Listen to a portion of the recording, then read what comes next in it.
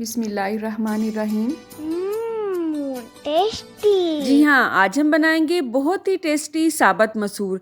अक्सर लोगों को ये साबत मसूर बोरिंग लगते हैं, लेकिन आज हम इसे इस खास अंदाज में बनाएंगे कि आपका बजट भी कम लगेगा, आपका वक़्त भी कम लगेगा और इंतहाई लजीज मसूर और उबले हुए चावल मिनटों में रेडी हो जाएंगे कि सब इसे मांग मांग के खाएंगे। ये तरीका शॉर्टकट तो है ही, लेकिन मैं आपको बताऊंगी जस्ट 1 चम्मच एक खास चीज का आपने इसमें डालना है, जिसकी वजह से इसका टेस्ट बिल्कुल रेस्टोरेंट वाला आएगा। तो चलें आज की इस खास रेसिपी का आगाज इस दुआ के साथ करते हैं कि अल्लाह आप सबका दस्तरखान सजाए रखिए और हम सबको सेहत और ईमान का रिज़्क अता फरमाए। तो 2 कप दाल को मैंने 1 घंटा पहले भिगो के रख दिया था। अच्छी तरह से पहले वॉश करना है आपने, उसके बाद भिगोना है। इसका दाना बिल्कुल भी नहीं टूटेगा, ना ही इसका छिलका उतरेगा। तो दाल की ग़िज़ाइयत से भरपूर फायदा उठाने के लिए इसे 1 घंटा भिगोना जरूरी होता है। तो मैंने इसे कुकर में ऐड किया है। इसमें ऐड किए हैं 2 रफली चॉप किए हुए प्याज और साथ ही साथ 6 से 7 अदद मैंने इसमें लहसुन के जवे ऐड किए हैं। उनको भी मैंने पीसीज में काट लिया है ताकि गलने में आसानी रहे। अच्छा, मैं इसे कुकर में रेडी कर रही हूँ, आप चाहें तो किसी भी पतीली या देगची में भी ये सेम रेसिपी फॉलो कर सकते हैं।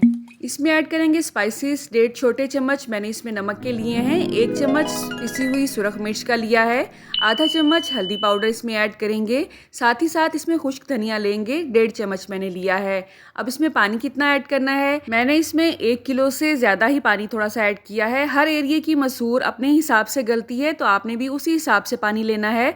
अगर आप इसे देगची में बना रहे हैं तो पानी इसमें थोड़ा सा ज़्यादा डालना पड़ेगा आपको।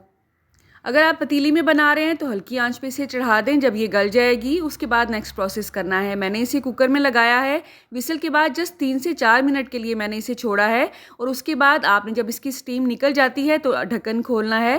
तो आप देखेंगे इस तरह की इसकी कंडीशन होगी।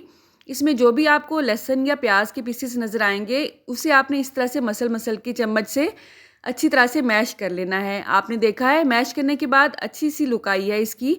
अब इसे हम तड़का लगाएंगे।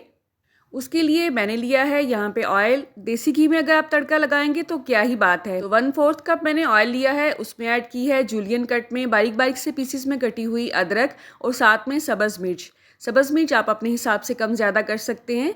जैसे ही अदरक में अच्छी सी खुशबू उठने लगेगी आपने इसमें ज़ीरा ऐड करना है। ज़ीरा मैंने यहाँ पे सफ़ेद वाला लिया है। अच्छी तरह से साफ़ करने के बाद जस्ट 1 चम्मच ही मैंने इसमें ऐड किया है। जब ज़ीरा भी अच्छी तरह से कड़कने लगेगा तो आपने चूल्हे की आंच को बंद कर देना है और 1 चम्मच इसमें गरम मसाला पाउडर ऐड करना है। चूल्हे की आंच को आपने बंद करना है, उसके बाद ही आपने गरम मसाला पाउडर इसमें ऐड करना है।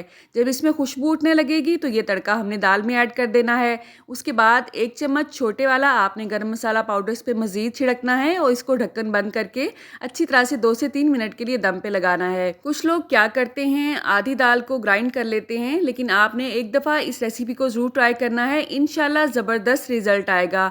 बहुत ही क्रीमी सी लुक आई है इसकी। इसका छिलका बिल्कुल भी नहीं उतरा है, हालांकि हमने इसे 1 घंटे के लिए भिगोया था। तो इसे गार्निश करने के लिए दोबारा से मैंने इस पे जूलियन कट में कटी हुई अदरक ऐड की है। सर्व करने से पहले जस्ट 1 चम्मच आपने इस पे देसी घी डालना है। तो आप यकीन करें बिल्कुल रेस्टोरेंट वाला टेस्ट आएगा। कोई पहचान ही नहीं सकेगा कि आपने इसमें क्या खास चीज़ ऐड की है जिसकी इतनी अच्छी खुशबू आ रही है। तो बस देसी घी डालने के बाद इसे हम कवर करेंगे ताकि देसी घी इसमें अच्छी तरह से मेल्ट हो जाए। इस दाल को मैं हमेशा ज़ीरा राइस के साथ सर्व करती हूँ। ज़ीरा राइस की रेसिपी आपसे पहले भी मैं शेयर कर चुकी हूँ, लेकिन आपको दूसरी वीडियो देखने की कोई ज़रूरत नहीं है। इसी वीडियो में आपको ये रेसिपी मिल रही है। तो आधा कप से 2 से 3 चम्मच इसमें हमने ऑयल ऐड करना है। साथ ही इसमें ज़ीरा ऐड करेंगे और सब्ज़ मिर्च भी ऐड करेंगे। तेज़पात को इस तरह से तोड़ के आपने इसमें ऐड कर देना है। आपने टेंशन नहीं लेनी है, इसे हम बाद में रिमूव कर देंगे। जैसे ही ज़ीरा अच्छा सा कड़कने लगेगा चावलों के हिसाब से हमने इसमें पानी ऐड करना है। तो 1 गिलास अगर आप चावल ले रहे हैं तो आपने उस हिसाब से इसमें 1.5 गिलास पानी का ऐड करना है। चावलों को मैंने ऑलरेडी धो के भिगो के रख दिया है और 3 गिलास मैंने चावलों के भिगोए हैं। उस हिसाब से नमक कितना आपने ऐड करना है, ये है मेजरिंग स्पून। इसके हिसाब से अगर आप मेजर करेंगे तो ये टी स्पून है जो मैं मेजर कर रही हूँ। ये 4 चम्मच मैंने इसमें ऐड किए हैं। ये परफेक्ट नमक है।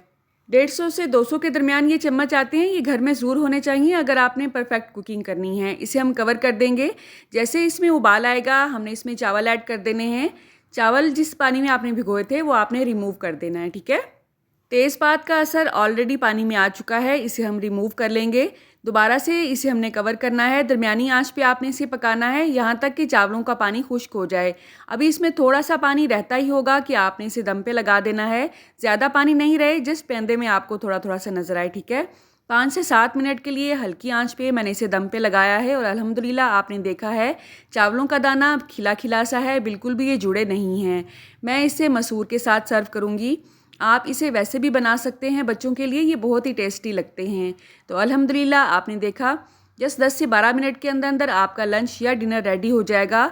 अगर आपने चावलों और दाल को ऑलरेडी भिगो के रखा है, इसे पकाने में बिल्कुल भी टाइम नहीं लगता है, यकीन करें।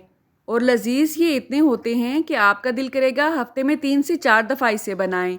तो आपने एक दफ़ा इस रेसिपी को ज़रूर ट्राई करना है। अच्छा या बुरा जैसा भी आपका एक्सपीरियंस है, आपने कमेंट बॉक्स में मुझे ज़रूर बताना है। आपके कमेंट को पढ़ना और उनका रिप्लाई करना मुझे बहुत अच्छा लगता है। आपकी आसानी के लिए मैंने बहुत सी प्लेलिस्ट क्रिएट की हुई हैं। इस चैनल पे ना सिर्फ आपको रेसिपीज़ मिलती हैं बल्कि रेमेडीज़ भी मिलती हैं। तो रेमेडीज़ की प्लेलिस्ट को आपने ज़रूर चेक करना है। आपकी काम की बहुत सी रेसिपीज़ वहाँ पे आपको मिल जाएंगी। अल्लाह आप सबको सेहत और ईमान का रिस्क अता फरमाए और हम सब के रिस्क में कसरत से ज़्यादा बरकत और आसानी अता फरमाए। मेरी नेक्स्ट वीडियो तक अल्लाह हाफिज़।